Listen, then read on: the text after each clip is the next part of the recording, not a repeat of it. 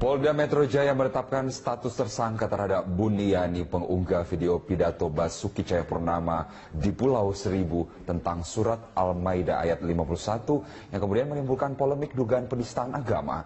Penetapan status tersangka kepada Buniyani ini berdasarkan laporan terkait tindak pidana penghasutan yang berbau sara.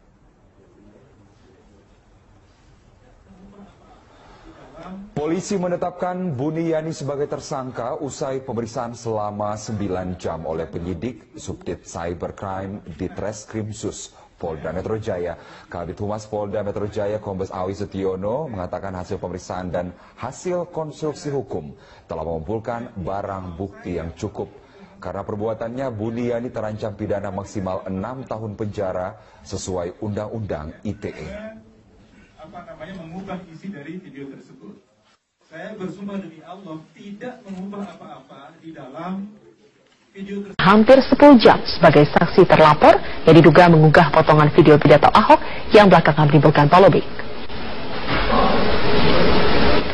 Buniyani ditetapkan sebagai tersangka karena melanggar pasal 28 ayat 2 Undang-Undang Nomor 11 Tahun 2008 tentang ITE. Yang bersangkutan diduga melakukan pencemaran nama baik dan penghasutan sara. Buniyani datang ke Polda Metro Jaya dengan didampingi tim kuasa hukumnya dari Himpunan Advokat Muda Indonesia Rabu pagi.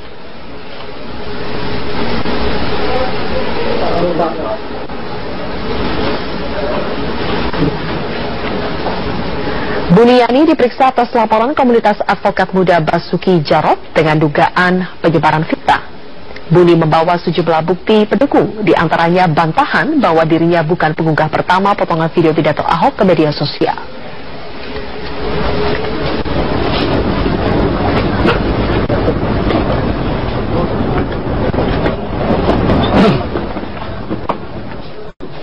Jadi jangan sampai dengan bukti permulaan yang cukup, yang bersangkutan saudara BY kita naikkan statusnya menjadi tersangka.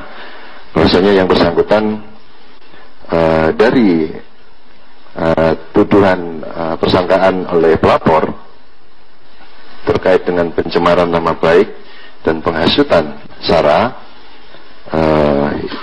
yang dapat kita penuhi terkait dengan unsur-unsur perbuatan pidananya, yaitu terkait dengan adanya penghasutan yang berbau sara. Tentunya yang bersangkutan dipersangkakan melanggar pasal 28 ayat 2 Undang-Undang Nomor 11 Tahun 2008 tentang ITE yang berbunyi, setiap orang dengan sengaja dan tanpa hak menyebarkan informasi yang ditujukan untuk menimbulkan rasa kebencian atau permusuhan individu dan atau kelompok masyarakat tertentu berdasarkan atas suku, agama, ras dan antar golongan atau sara. Kemudian tentunya kita junturkan pasal 45 ayat 2 Undang-Undang Nomor 11 Tahun 2008 tentang ITE yang berbunyi, setiap orang yang memenuhi unsur sebagaimana dimaksud dalam pasal 28 ayat 1 atau ayat 2 dipidana dengan pidana penjara paling lama 6 tahun dan atau denda paling banyak 1 miliar rupiah. Polda Metro Jaya sebagai tersangka kasus penghasutan sara terkait dengan pengunggahan potongan video pidato Basuki Cahayapurnama ke media sosial. Untuk mengetahui informasi selengkapnya, kita terhubung dengan Livia Ramadanti langsung dari Polda Metro Jaya. Livia, apakah setelah ditetapkan sebagai tersangka, Buniyani ditahan oleh Polda Metro Jaya?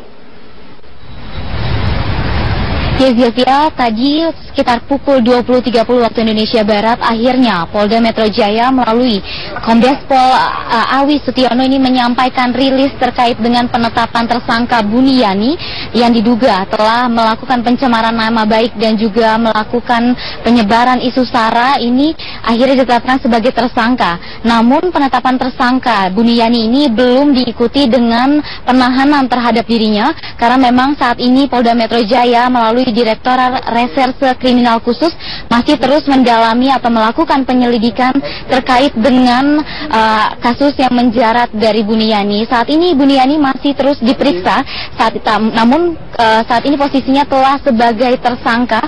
Saat tadi sekitar pukul 10.20 waktu Indonesia Barat, Buniyani diperiksa untuk pertama kalinya sebagai terlapor, dan sekitar 9 jam Buniyani telah melaksanakan atau melakukan pemeriksaan di Direktorat Reserse Kriminal Khusus. Ada beberapa poin yang tadi disampaikan oleh Awi Setiono bahwa penetapan Buniyani sebagai tersangka ini karena telah memenuhi 4 bukti permulaan, yaitu keterangan saksi, keterangan ahli, surat, dan juga petunjuk. Dan Buniyani ini ditetapkan sebagai tersangka karena telah diduga atau melanggar 2 pasal sekaligus, yaitu pasal 28 ayat 2 Undang-Undang Nomor 11 Tahun 2008 tentang ITE, yang juga diikuti dengan pasal 45 ayat 2 Undang-Undang Nomor 11 2008 tentang ITE juga. Dan untuk hukuman maksimal yang akan menjerat Buniyani ini adalah 6 tahun kurungan penjara dan juga denda maksimal 1 miliar rupiah. Buniyani ini juga tadi ditetapkan sebagai tersangka bukan karena mengunggah video berdurasi 30 detik yang diunggah di media sosialnya, yaitu akun Facebooknya, melainkan Buniyani ini ditetapkan sebagai tersangka karena isu karena kalimat bersifat provokatif yang ia sampaikan di video yang ia unggah di akun Facebooknya.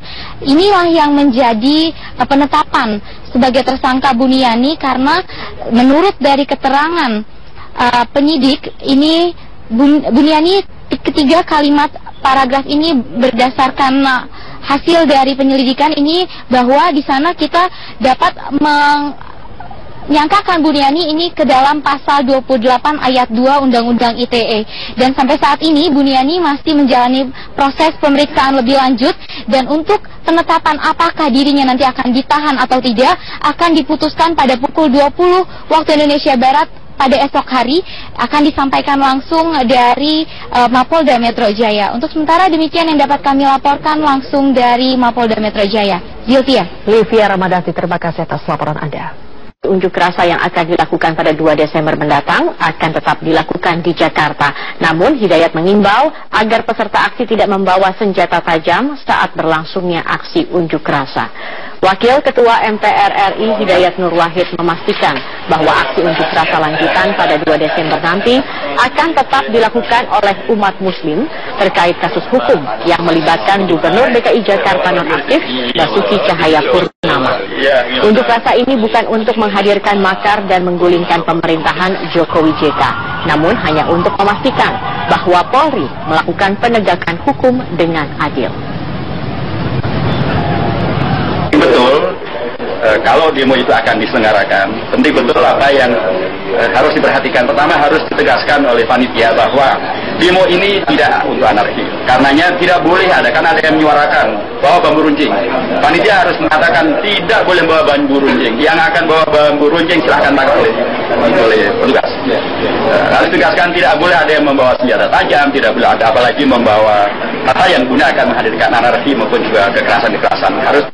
Panglima TNI Jenderal Gatot Nurmantio menegaskan bahwa segala tindak upaya pemecah belah bangsa akan ditindak sesuai aturan yang ada. Panglima juga kembali meminta untuk tidak lagi digelar unjuk rasa, terlebih jika unjuk rasa mengganggu ketertiban umum. Tapi Indonesia adalah milik kita bersama, maka aturan bersama yang kita patuhi. Jangan sok-sokan pahlawan-pahlawan kita dengan keringat, tenaga, darah dan nyawa.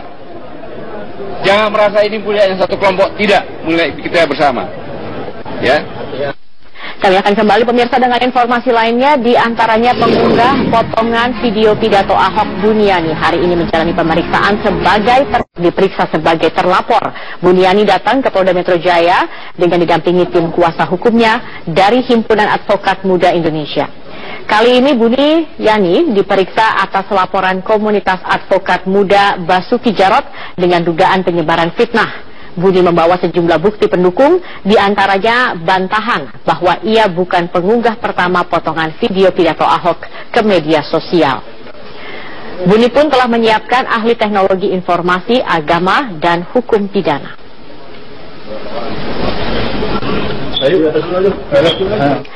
Ketua Front Pembela Islam Rizik Syihab hari ini dimintai keterangan oleh penyidik Bareskrim Polri. Rizik Syihab dimintai keterangan sebagai ahli dari pihak pelapor atas kasus dugaan penodaan agama yang dilakukan oleh Basuki Cahayapurnama.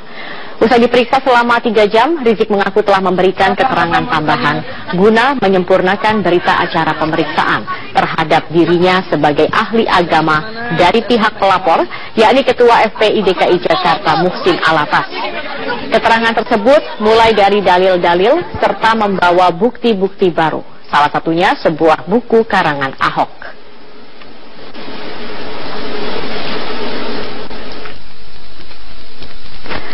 Berkas perkara dugaan bahkan untuk berjalan sejauh 100 meter saja membutuhkan waktu hampir 2 jam.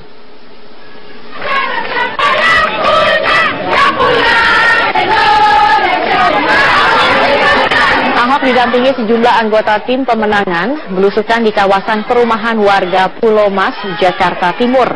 Dalam belusukan kali ini, pada awalnya Ahok mengaku ingin melihat permukiman yang dulunya kerap menjadi wilayah langganan banjir.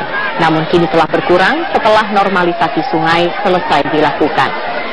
Tingginya antusiasme warga disambut baik oleh Ahok, bahkan untuk menyusuri rute belusukan yang hanya berkisar 100 meter, ini membutuhkan waktu hampir 2 jam lamanya.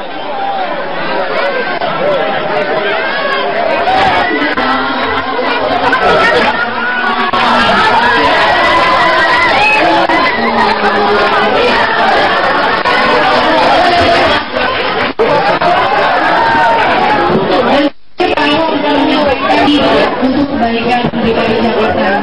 Saya kuliah di ilmu kita berada menghadap saya sebagai manusia. Saya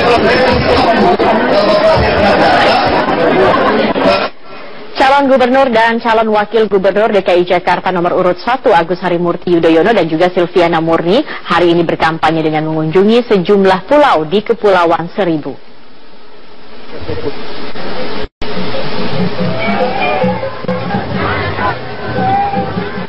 Kedatangan Agus dan Silvi disambut warga Pulau Kelapa, Kepulauan Seribu dari kapal yang mereka tumpangi. Dalam kunjungannya, Agus Silvi mendengarkan aspirasi warga mengenai fasilitas kesehatan dan sulitnya mendapatkan air bersih untuk kebutuhan sehari-hari. Agus Silvi berjanji jika nanti mereka terpilih akan mewujudkan keinginan dan memperhatikan nasib warga Kepulauan Seribu. Di sela-sela kunjungannya, Agus sempat menanggapi kisruh yang terjadi di partai berlambang Ka'bah. Menurut Agus, dirinya tidak akan mencampuri urusan internal Partai Persatuan Pembangunan dan akan tetap fokus untuk berkampanye. Salah, saya tidak ingin mencampuri urusan internal dari P3. Tidak ada masalah dengan kami akan terus fokus dengan strategi. Makasih ya, makasih ya. Sementara itu, calon Wakil Gubernur DKI Sandiaga Uno melakukan kampanye di Kelurahan Balimester, Jatinegara, Jakarta Timur. Sandi memastikan program KJP Plus akan dilakukan secara merata jika nanti mereka terpilih. Calon Wakil Gubernur DKI Jakarta nomor urut 3 Sandiaga Uno hari ini belusukan ke Kelurahan Balimester, Jatinegara, Jakarta Timur. Kedatangan Sandi disambut oleh ratusan warga Jalan Wedal. Dalam belusukannya, Sandi mempromosikan salah satu program andalannya, yaitu Kartu Jakarta Pintar atau KJP Plus. Sandi memastikan program KJP Plus akan merata untuk warga yang membutuhkan. Sandiaga juga tengah mengkaji besaran nilai bantuan langsung tunai untuk warga Jakarta. KJP apa?